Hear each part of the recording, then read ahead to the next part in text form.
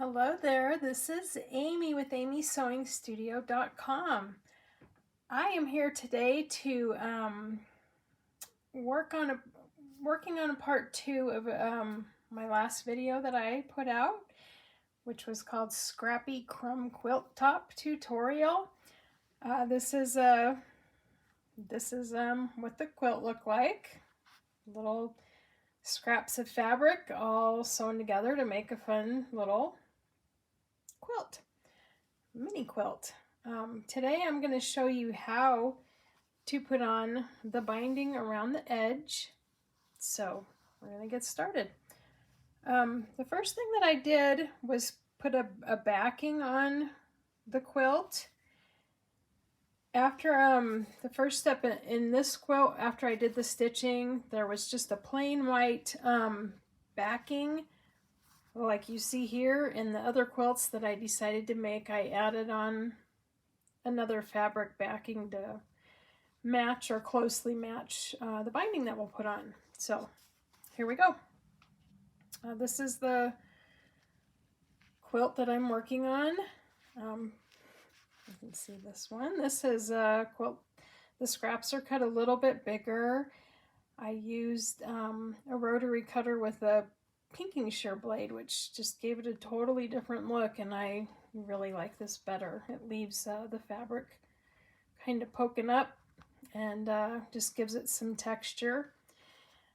So back to the other side. I've added my fabric. I just stitched it on around the outside of my quilt and trimmed the edges. I'm going to add the binding onto the back side of my quilt. This binding is just, I've cut it on the lengthwise grain of fabric, cut it longer than I needed to, so I just have enough fabric to go around. You're going to want to fold down this first edge here. In case you're wondering, this is a 2-inch wide strip of fabric. I ironed it in half, wrong sides facing together, and then I put the sides in to meet the middle and ironed it again, so I have my pressing lines as stitching guides. So you can use, if you have clips, you can clip your binding onto your quilt. This part is going to be the outer part of your binding when you're done, so you do want to have a finished edge right there. So I'm stitching in a 1/2 inch from the edge, and that my first press line there will be the guide line. So I'm going to start here. You're going to backspace. You're going to stitch all the way down until where I have this pin, and this pin is 1/2 inch from this other edge of the quilt, and we're going to do this on all 4 corners. So you're going to stop when you're stitching. You're going to stop 1/2 inch before you get to the edge of your quilt, or whatever seam allowance you desire. So you're going to stitch down here, and as you get to here, you're going to back stitch both times. You're going to stop, and you're going to completely take the quilt out of the machine, clip your threads, and you're going to turn it. And we're going to pretend here that the stitching's there. And what we're going to do to get this nice little mitered edge, this is hard to do under the camera, but we're going to turn this corner. You can see how the bottom of the fabric's folding up, kind of like a triangle.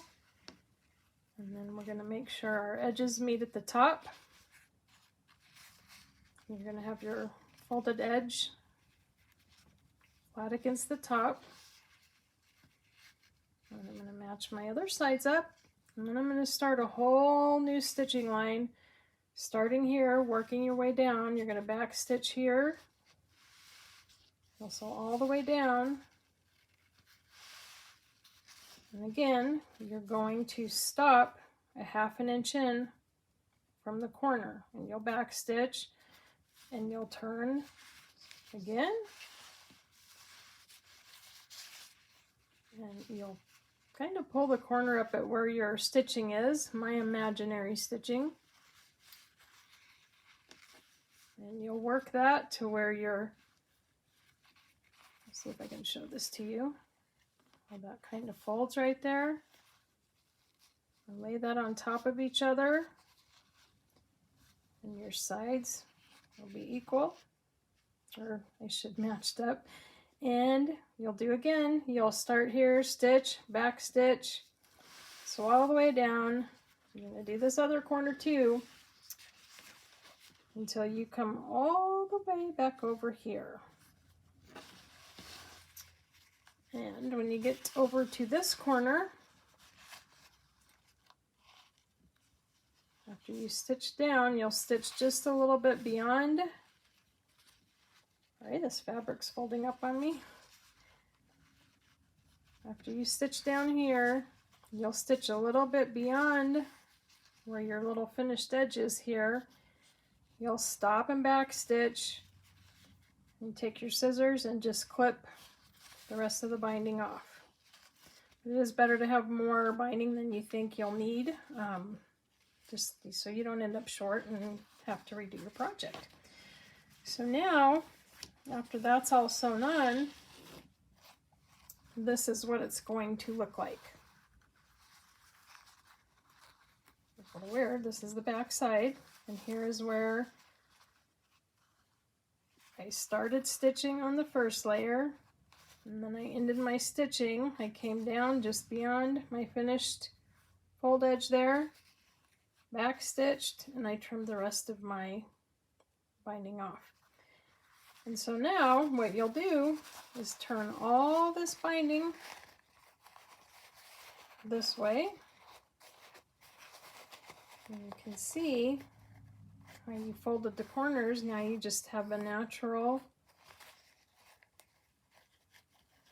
corner there, and you can, I don't recommend pressing right now on the back side because you don't want to press out your fold lines. But after you turn all that out, then you can start at the top here, and you're going to use your fold lines to fold over. So again, this is a 1/2 inch. It should fold and meet right to about where the edge of your quilt is. And you're going to fold it just like that.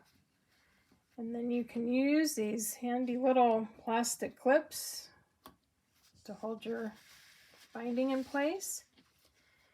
And you'll want to go in one direction the whole way so all your corner edges look the same.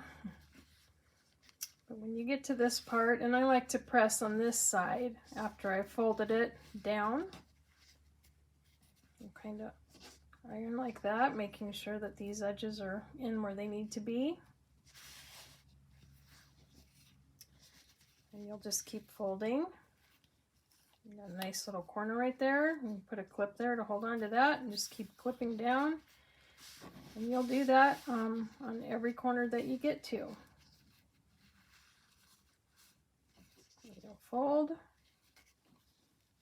Sorry, the camera's kind of moving. It might take a couple tries to get your corner to look good, but after you get it, put a clip there. Keep going all the way around. And you'll come back to, after you finish this corner, and you might need to, if you have a clip here, when you get to this last corner, you might need to move your clip for a minute just so you can work with this side too. Fold that out. Get your corner looking good, and then you can put your clip back.